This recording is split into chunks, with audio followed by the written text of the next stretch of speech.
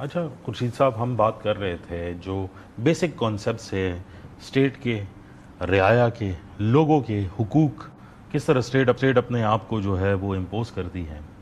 لیکن اگر ہم اس کو کرنٹ کانٹیکسٹ میں جو ہے وہ شفٹ جو ہے وہ کر دیتے ہیں، ایک بہت بڑا سوال جو ہے وہ آ جاتا ہے، کیونکہ بغاوت کا تو آپ نے ایک کمپلیٹ چیپٹر جو ہے وہ ایکسپلین کر دیا کہ کیا سزا ہے، اور تقتیل سے جو ہے آلموسٹ اس کو متشابہ جو ہے وہ قرار جو ہے وہ دیا ہے.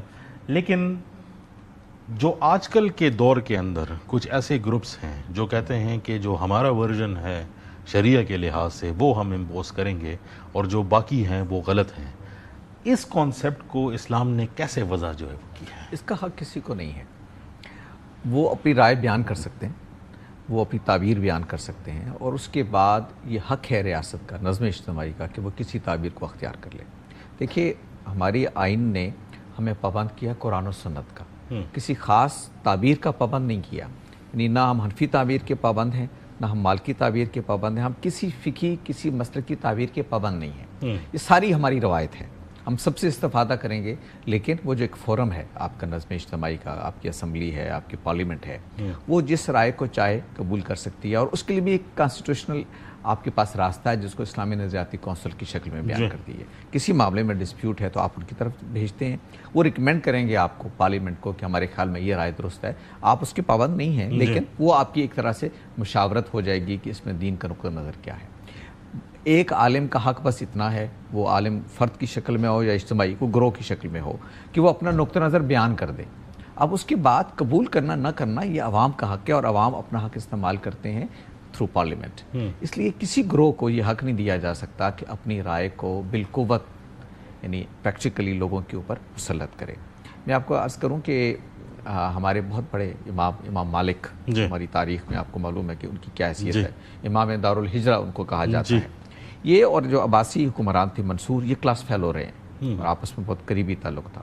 تو امام مالک کی بہت مشہور کتاب ہے موطا. وہ حدیث کی کتاب ہے، لیکن وہ آپ یہ سمجھیں کہ فقہ کی کتاب بھی ہے، کیونکہ اس میں فقہی ترتیب سے سارے ابواب بیان کیے گئے ہیں. تو منصور نے اس خواہش کا اظہار کیا کہ میں موطا کو اسٹیٹ لا بنا دیتا ہوں. آپ کو معلوم ہے اس وقت کو پارلیمنٹ ہوتی نہیں تھی، خلیفہ بادشاہی تھے، وہ جو چاہیں کریں. تو وہ چاہتا تو کر سکتا تھا. تو امام مالک نے اس کو منع کر دیا. انہوں نے کہا کہ میں نے جو سمجھا، جو میری رائے تھی، جو میری معلومات میں نے جمع کی، وہ میں نے اس میں جمع کر دی. اب یہ لوگوں کا کام ہے کہ وہ چاہیں تو اس کو قبول کریں، چاہیں تو نہ کریں. اس لیے میں یہ آپ کو اجازت نہیں دوں گا کہ میری رائے کو آپ عوام پر مسلط کریں. اس لیے یہ ہمارے کلیئر تھے، ہمارے علماء، ہمارے اسکالرس، ہمارے فقہاء اس معاملے میں، کہ آپ اپنی علمی رائے بیان کرتے ہیں. اس کے بعد یہ نسب اجتماعی کا فیصلہ ہے کہ وہ کس رائے کو قبول کرتی ہے، ایک کو کرتی ہے، ایک دوسرے کو رد کر دیتی ہے. یہ ہمارے ہاں خود خلافت راستہ میں بھی آراء بدلتی رہی. ذرا بتائیں، ایکسپلین کریں. مثلا ایک رائے اختیار کی گئی حضرت ابو بکر صدیق کے دور میں، حضرت عمر کے دور میں حالات بدلے تو انہوں نے اس رائے کو بدل دیا. مثال کے طور پر، بلکہ اس سے بہت اگلے درجے کی مثال ہے، قرآن مجید نے یہ زکوٰۃ کے مصارف بیان کیے ہیں. وہ 8 مصارف بیان کیے ہیں جہاں آپ زکوٰۃ خرچ کر سکتے ہیں. اس پر سے ایک تالیف قلب بھی ہے، لوگوں کے دل جیتنے کے لیے آپ استعمال کرتے ہیں. یہ پہلے بھی رائج رہا، قرآن مجید کا حکم تھا، حضرت ابو بکر صدیق کے دور میں رائج رہا. لیکن جب معاملہ حضرت عمر کے پاس آیا تو انہوں نے کہا کہ اس مد میں اب خرچ کرنے کی ضرورت نہیں رہی.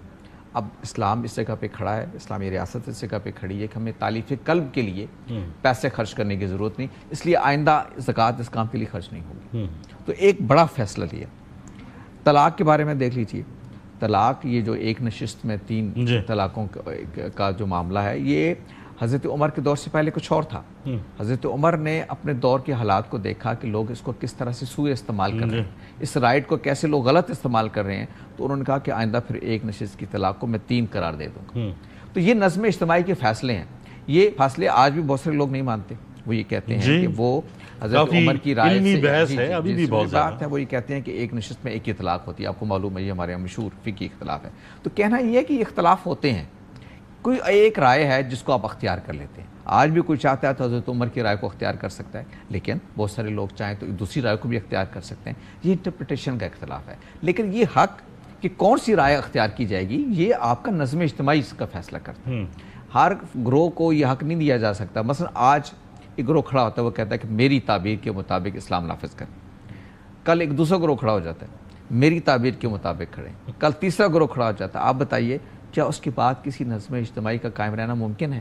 تو آپ کو لازماً ایک شکل اختیار کرنی ہے کہ جس میں کسی ایک رائے کو اختیار کر لیا جائے، اور وہ ہم نے پارلیمنٹ آئین کی شکل میں کر لی. تو پھر اجماع الامہ کا جو کانسیپٹ ہے یا ایون نیشن سٹیٹ کے اندر ایک اجماع کا کانسیپٹ ہے تو وہ کن چیزوں پر پھر ہوگا؟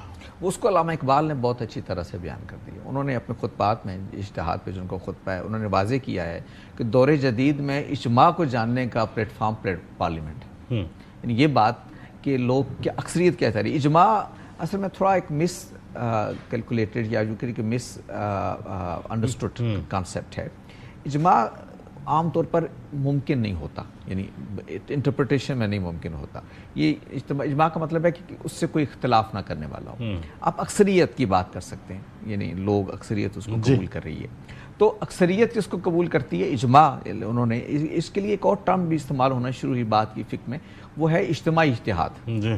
وہ آلموسٹ اجماع کے برابر کی اجتماعی سطح پہ آپ میجارٹی کی. تو اس کو علامہ اقبال نے اپنے خطبات میں بتایا کہ دور جدید میں اس کو اپنانے کا طریقہ پارلیمنٹ ہے. آپ پارلیمنٹ، ان کو نے سجیسٹ کیا ہوا ہے کہ اس میں علماء کی بھی ممبرشپ ہو، جیسے ہمارے یہاں بھی ہے نا ٹیکٹوکریٹس کی سیٹیں ہیں، اس میں علماء بھی آتے ہیں. تو آتے ہیں یا نہیں آتے یہ تو ہمارا پریکٹس ہے، لیکن اس میں آئین میں ہے ہمارے. تو اب یہ ہے کہ وہ پارلیمنٹ کا جو ہے وجود، پارلیمنٹ کا جو کردار ہے، وہ اصل میں اس اجماع یا اس اجتماعی اجتہاد ہی کا ایک دور جدید میں اس کی ایک مظہر ہے، اس کا ایک مصداق ہے. بہت شکریہ خورشید ندیم صاحب آپ کے ٹائم کا. گفتگو جو ہے آپ نے مہمان کی سنی، بہت امپورٹنٹ گفتگو ایک ایسے ٹاپک کے اوپر جس کے اوپر مین اسٹریم میڈیا میں کم ہی جو ہے وہ بات چیت ہوتی ہے. کوشش کریں گے کہ آگے بھی پروگرام کے اندر جو کانسیپٹس ہیں ان کو باقی مہمانوں کو بھی اور خورشید ندیم صاحب کو بھی دوبارہ بلا کر کچھ اور سوالات جو ہے وہ سامنے رکھیں، کیونکہ جو موجودہ دور کے اندر پیچیدہ مسائل ہیں ان کے بیسکس کافی انکلیئر ہیں. بیسکس جاننے سے ہی آگے کمپلیکس پرابلمس کی سمجھ جو ہے وہ آتی ہے.